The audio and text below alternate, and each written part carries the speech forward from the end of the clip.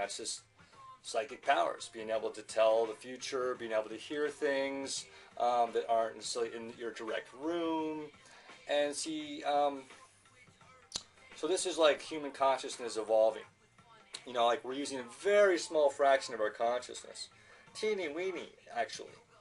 And when you open that up and you align yourself with a greater purpose, then power comes through you, because you don't want the power too soon, because that can just burn people out. So the power comes when it needs to.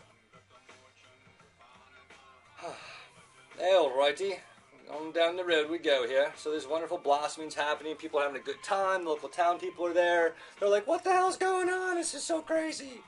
And then, let's see, I think this might work. Okay, hope that works.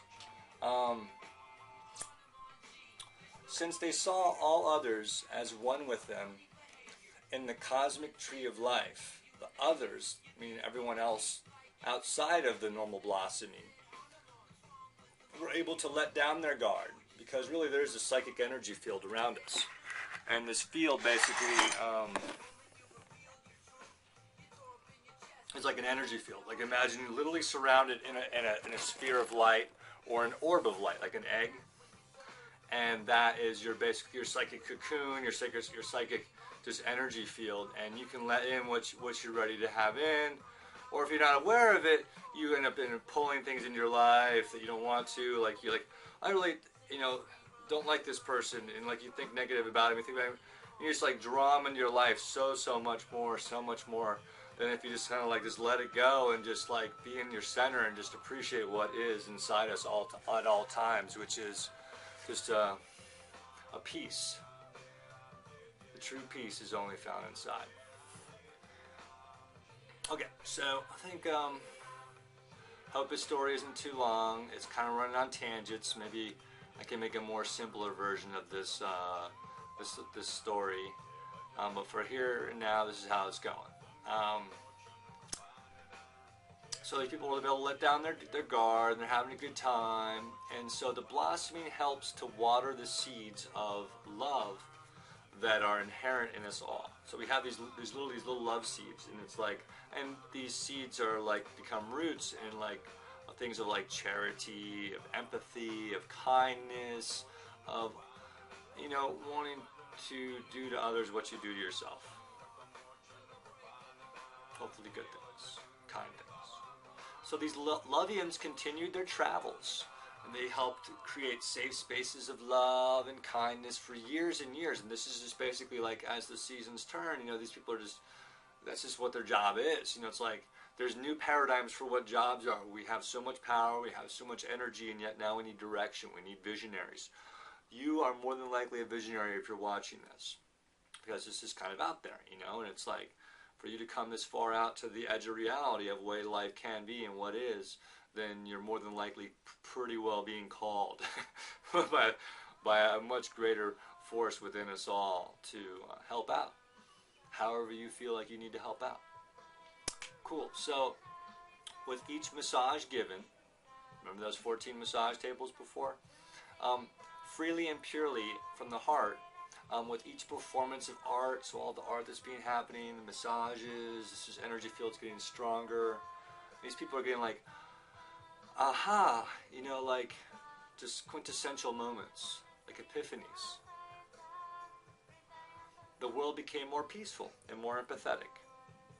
And so now we're definitely in a story here now, so we're just going to really just like mentally allow ourselves to stretch what could happen. The world became more peaceful and empathetic, and then as the love grew stronger among the people of the planet, it also had a snowball effect. So much like, most people that have rolled a snowball, it starts ever so small, and it only takes a little bit of a footprint, of like snow footprint.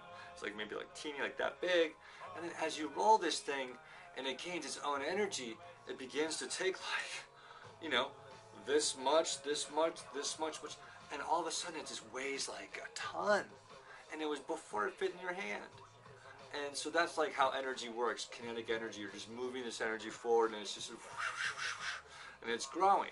And so that's kind of why it's important to be around good people doing good things at this time. That's called like basically like satsang or company of saints. It doesn't mean like, like some, I mean, Gandhi is an example of a saint, but on a much more simpler version, anybody trying to do a good job in this world, helping the world make a better place, has saint-like qualities. So just getting together with other people, it helps keep things strong. That's why I'm with you all tonight, just chilling with you. Like, I feel like this is just coming right through me to you and right back to me to, like, what can happen. Alrighty, so, okay, this is a cool part. So with that snowball effect, another cool thing is that love is contagious, and contagious in a good way. In its purest form, it just feels so good that you resonate. You resonate with love. And it's not just like, like syrupy love, like, oh, I love Joey and Joey loves me, and it's like we just met yesterday. It's just this deeper, unconditional love. And that will enter our lives more and more every moment. Okay, so when one is truly consumed by love, anything that comes in contact with that being is touched by that love, and the person's heart is open. So that means that, like, like a molecule, like molecules, just really positively charged or negatively charged or neutrally charged, I guess if that's it, or just dissipation of charge. Whatever comes in contact with it is going to be affected by that first molecule, and vice versa. So when you really just totally charge it up with love, it's just like, psychically, when people come near you, it's just like they come in contact with you and their hearts are open. Maybe just even the teeniest bit, but a little bit more. And that's where the snowball effect comes in. So it's like just a little bit open or more, and boom, this, like, it feels so good. It's just, that's the ace up the sleeve with the revolution. The love revolution has love. I mean, there is no greater power than love. So, allowing more of the good stuff to come in. So now we're going to a little bit more of the philosophy. The gathering's happening, people are just blissing out. Sometimes it goes into what's called formlessness, into no mind, where the consciousness moves outside of thought. Because thought is relatively limited, unfortunately. It's like a vessel, like a container of the vessel, and what's inside it is what we're interested in. Like, you see this physical body, but really what's animating it is what's inside me.